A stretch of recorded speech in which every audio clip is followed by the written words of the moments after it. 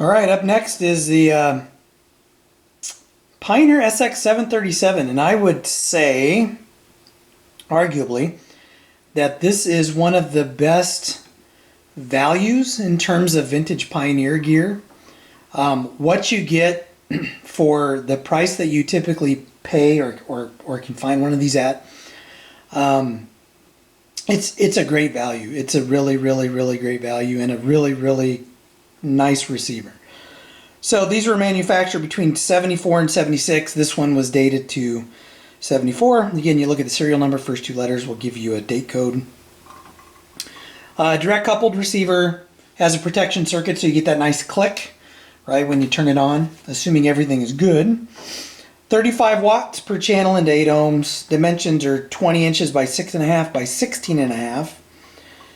And the weight is 30 pounds.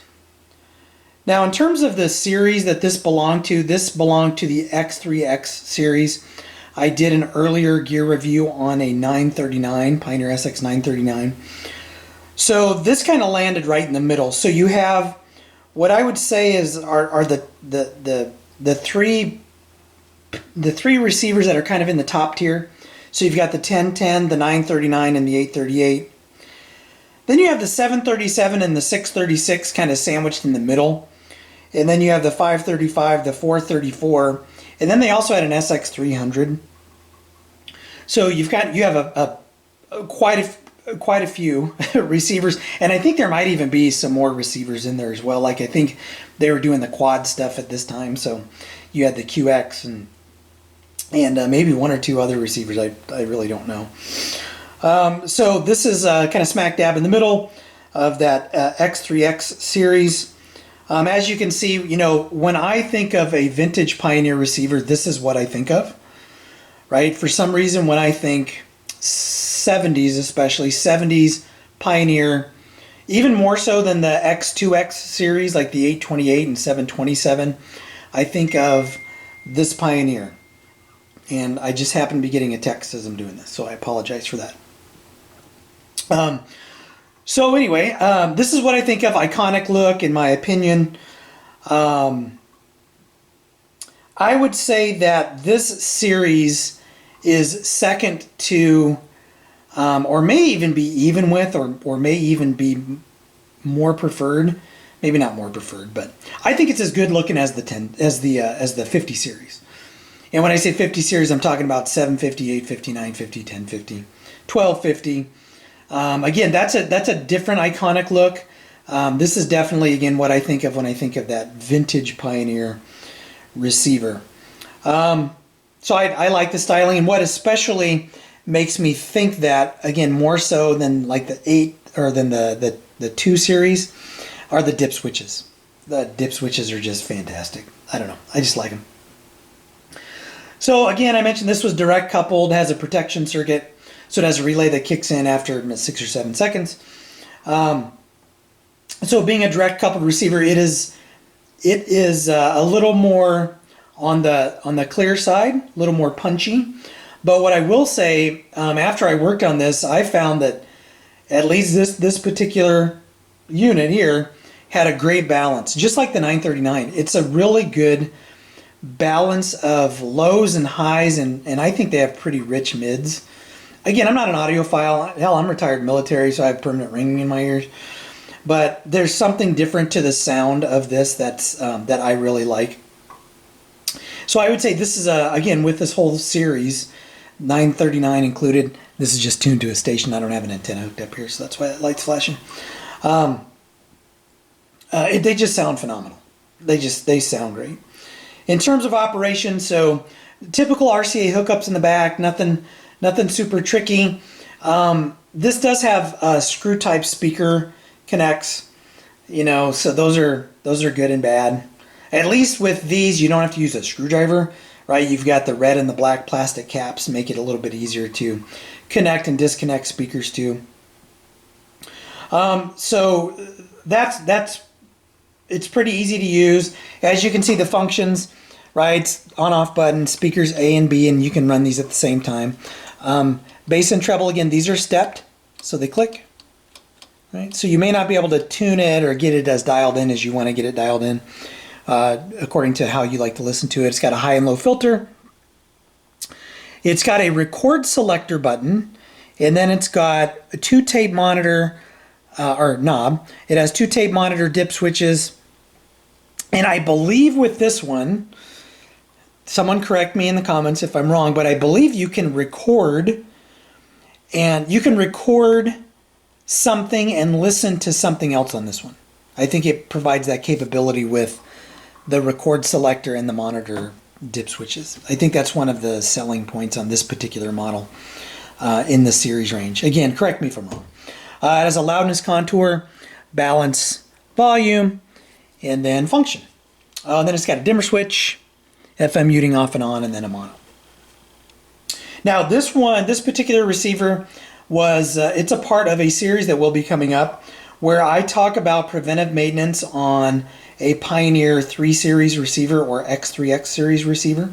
So if you are interested in what I did to this and maybe some things that I'm about to talk about that you may want to make sure you do or at least look at, you probably want to pay attention. Look out for that video, like or subscribe. Again, operation is pretty easy. Serviceability, I'll be honest with you, these are pretty easy to work on. I would say this is intermediate, maybe even beginner intermediate. Everything is laid out nice on the inside. The boards are fairly accessible. There may be 1 or 2 boards where there's a board on top and a board on bottom where you have to remove one that you may have to get to, but I have found these pretty easy to work on, and if you watch the video series, you'll see I don't think I complain too much in that one.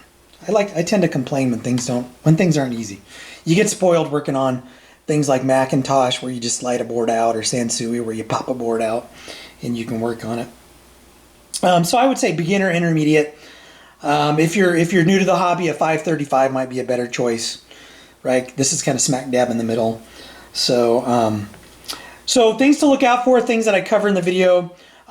These are typically full of problematic transistors that you should replace if you see them. And they'll cause things like static, popping, just horrible sounds, right? So you want to go through and replace all of those. And they're kind of all over the place. You definitely want to take care of the one, well, you want to take care of all of them. The ones you're going to notice, though, most likely are the ones like in the tone control, the phono, preamp section, the amplifier section, the preamp section, right? You'll definitely hear it in those, and then you may experience some issues if they're located in the power supply or the protection circuit. So bad transistors, I think the power supplies tend to run hot in the 3 series receivers. On this one, there was one cap that was bulging. I don't remember seeing a lot of heat stress on the board here, so that may be just the 838s, 939s, and 1010s. But I do recall, and I've worked on several of these in the 636 and 535 series or models, bulging caps in the power supply. So I think they tend to run a little hot. And then out of spec capacitors, right? So those are pretty common as well. And that's, anything that's 40, 50 years old, it's going to have components. Right, there will be components in their capacitors, especially that lose their tolerance. So you probably want to go through and check those or replace those. On this one, I did not. This was not a recap. This was more of a, how do I protect my investment, right? How do I protect this so it doesn't like blow up on me if I get one of these? So I didn't do a recap. I just did the things that I did replace on this one to make sure it's kind of good to go. Again, not good to go for 50 years, but it's good to go. In terms of, things to look out for on these if you're looking at purchasing one, and I'll get into pricing here in a minute. But it's very common for people to use an ammonia-based cleaner on these or something that's harsh, and to remove the lettering around the FM muting and the mono button. That's pretty common. There was a company on eBay that would sell replacement dial glass, may still produce batches of these. I know it's kind of hit or miss as in terms of what they have available at any time. And the glass will fit a couple of different models. So like the 737 may fit the 636, the 535, I don't know. But you can look out there and you can find them. I didn't replace this one because it was good. But that's one of the things I look out for when I'm shopping for one of these. Unless it's in immaculate condition, I don't, I want to avoid replacing things like that. Now these are encased in a vinyl wrapped cabinet. The end caps here, these are walnut. I need to clean this up a little bit. I also need to clean the vinyl veneer on here. So, you know, aesthetically, vinyl veneer, you know, it's hard to find one of these that are really clean because that vinyl starts to bubble and sometimes it shrinks and it just kind of, it won't crumble, but it'll start to peel and all that kind of stuff.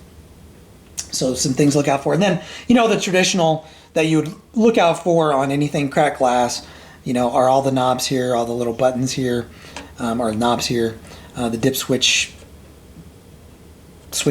knobs, covers, whatever they are. Just make sure they're there. Then any broken pots, you know. So look, in terms of price. Now this one is actually for sale at 402 Vinyl, at least it was when I shot the video.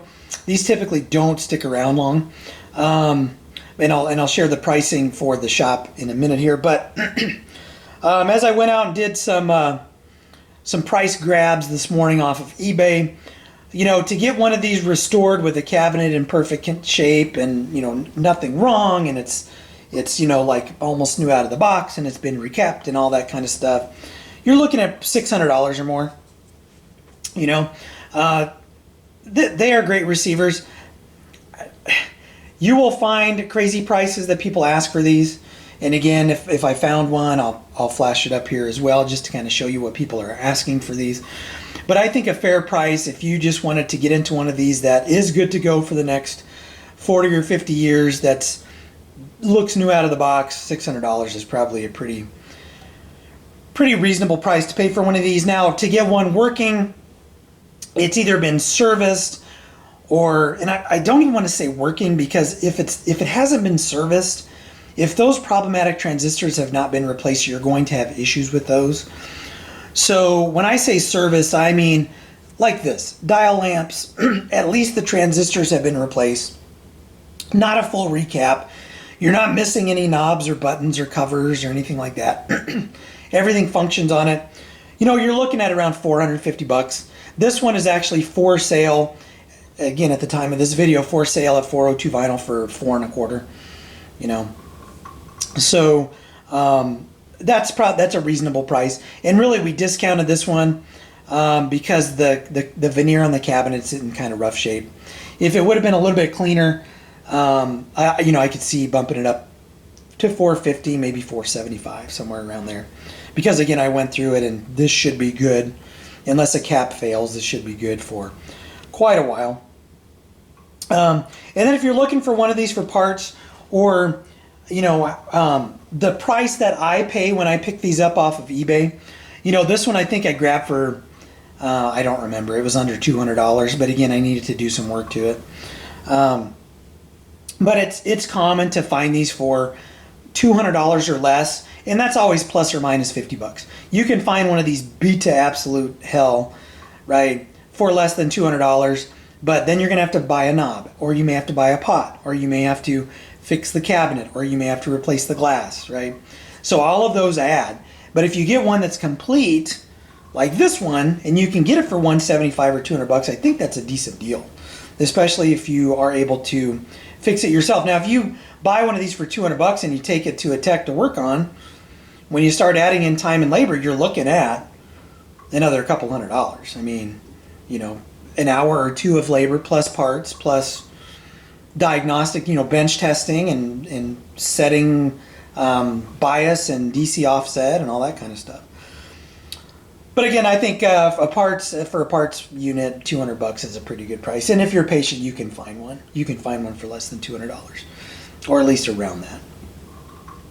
So, you know, I kind of started, or I mentioned earlier that, you know, pound for pound, dollar for dollar, probably one of the best values, and I think I'll stand by that in terms of Pioneer receivers. Now, if you have an affinity like I do for a capacitor coupled, then I would say the 1000s, SX1000s are probably dollar for dollar. For my listening preference, probably the best value, because you can get those in a wooden cabinet for less than $200 if you're really looking out for them. You know, either a TA or a TD or a TW. But if you like that classic Pioneer receiver and you're looking for the best bang for the buck, I don't know that you can find a better one, right?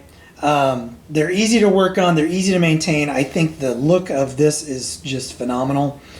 Again, with the X2X series, you have, so the equivalent, the 727, you've got a knob for power, and it's also the speaker, selector knob, and those can go out. And when they go out, you're stuck buying an old one for parts. This one at least has a power switch, right? That's a little bit easier to replace and find parts for.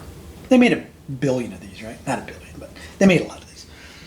So I think I'm going to stand by. In fact, this is probably one of the pound for pound better receivers, at least for Pioneer, and I would say, across all the brands. And I've mentioned it in earlier videos that you have receivers that are excellent values. The Marantz 2230 is one of those receivers, right? Exceptional value. The Sansui 4000 is one of those receivers, exceptional value, fantastic receiver. The Sony 6050 is an exceptional value, right? Fantastic receiver. And there are more. You can find some Kenwood models and some other manufacturers. So I'm not dissing any other manufacturer. I'm just saying of kind of the big 3 or 4 names that you're used to.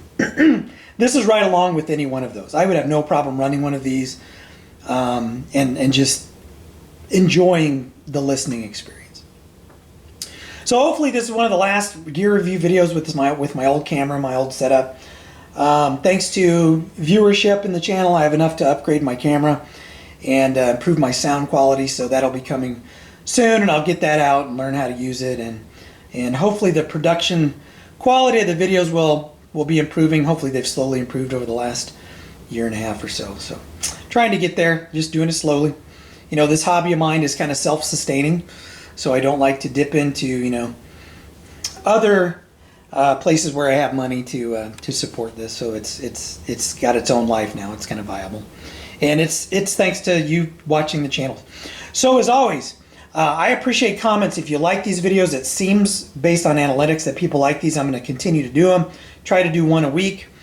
And if you have a recommendation or you want to see a review on something, I may be able to track something down, or I'll put it on my search list on eBay, and if I got money in the kitty from the channel, maybe I'll pick one up. I can always sell it, so no problem there. So enough rambling. This one's a little bit longer than other ones. As always, if you like what you see, hit like, hit subscribe, and I will catch you in the next video.